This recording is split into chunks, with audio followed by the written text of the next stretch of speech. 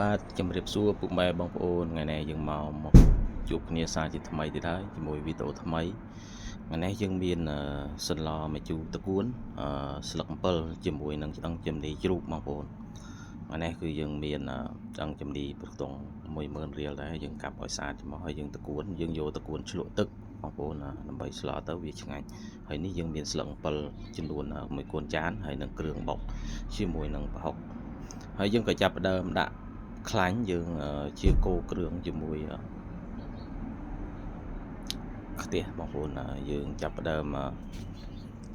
ម្ហូបមួយមុខនេះធានាថាបងប្អូនធ្វើគឺហូបបាយគឺឆ្ងាញ់បដ អញ្ចឹងពុកម៉ែបងប្អូនគ្រាន់តែធ្វើតាមវីដេអូរបស់ខ្ញុំគឺនឹងធានាថានឹងមានម្ហូបមួយមុខយ៉ាងឆ្ងាញ់សម្រាប់ពុកម៉ែបងប្អូនទទួលទានហើយជាបន្តទៀតយើងក៏ចាប់ដើមកូរគ្រឿងដើម្បីឲ្យវាមានលក្ខណៈឈ្ងុយឆ្ងាញ់គ្រឿងបកយើងធម្មតាយើងស្លយើងមិនខុសពីស្លជាមួយនឹងជូរគ្រឿងសាច់គោទេហើយយើងក៏ស្លនេះគឺយើងស្លថាបែបធម្មជាតិអញ្ចឹងបងប្អូនហើយយើងដាក់ជាមួយនឹងឆ្អឹងជំនីយើងដែលយើងកាប់ឲ្យស្អាតហើយយើងកូរគ្រឿងជាមួយគ្រឿងហើយធ្វើឲ្យវាលក្ខណៈថាវាខាស់ទឹកប្រៃអញ្ចឹងបងប្អូនឲ្យវាមានរសជាតិឆ្ងាញ់ហើយម្ហូបមួយមុខខ្ញុំតែងតែរិះរកវិធីដើម្បីធ្វើឲ្យវាឆ្ងាញ់ហើយប្លែកហើយអត់សូវមានជាបងប្អូនណាដឹងច្រើនអញ្ចឹងបងប្អូនហើយចំពោះម្ហូបមួយមុខនេះគឺដឹងថាបងប្អូនធ្វើហូបហើយដឹងថាមានរសជាតិអេមហើយយើងដាក់ប្រេងខ្យងតិចមកបងប្អូនដើម្បីឲ្យមុខម្ហូបរបស់យើងគឺវាមានរសជាតិឈ្ងុយហើយក្លិនវាគឺក្អូបបាត់ហើយបងប្អូនម្ហូបមួយមុខនេះ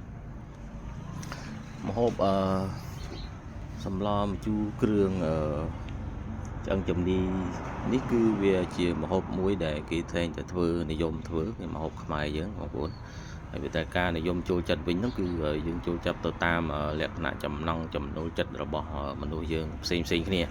ហើយណាមួយខ្ញុំក៏ធ្វើផ្សេងពីពុកម៉ែបងប្អូនដែរហើយយើងខូរគ្រឿងខើយើងចាក់ទឹកចូលអញ្ចឹងពុកម៉ែបងប្អូន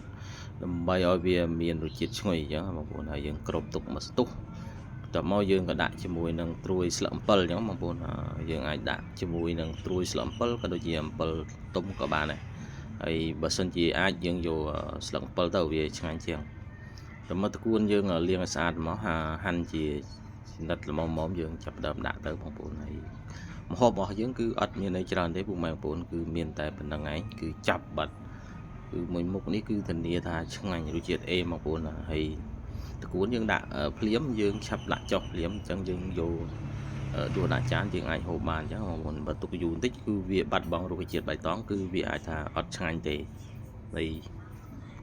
នៅចំពោះមុខម្ហូបនេះគឺមានតែប៉ុណ្្នឹងទេចំពោះពុកម៉ែបងប្អូនយើងបងម្រះប្រៅទៅហើយយើងហូបបានហើយបន្តមកទៀតយើងក៏ចាប់ផ្ដើមឆ្អិនហើយពុកម៉ែបងប្អូនអាចមើលវីដេអូហើយជួយ like ជួយ share ម្នាក់មួយផងដើម្បីខ្ញុំមានកម្លាំងចិត្តធ្វើវីដេអូចែករំលែកបន្តទៀតអញ្ចឹងអរគុណសម្រាប់វីដេអូថ្មីទៅចែកជូនពុកម៉ែបងប្អូនទស្សនានៅពេលឱកាសក្រោយអញ្ចឹងសង្ឃឹមថាពុកម៉ែបងប្អូននឹងជួយ like ជួយ share ម្នាក់មួយនឹងចែករំលែកទៅដល់មុខម្ហូបថ្មីទៀតអរគុណជម្រាបលាបាយបាយសំណាងជួបគ្នានៅឱកាសក្រោយនៅវីដេអូថ្មីក្រោយទៀតអរគុណ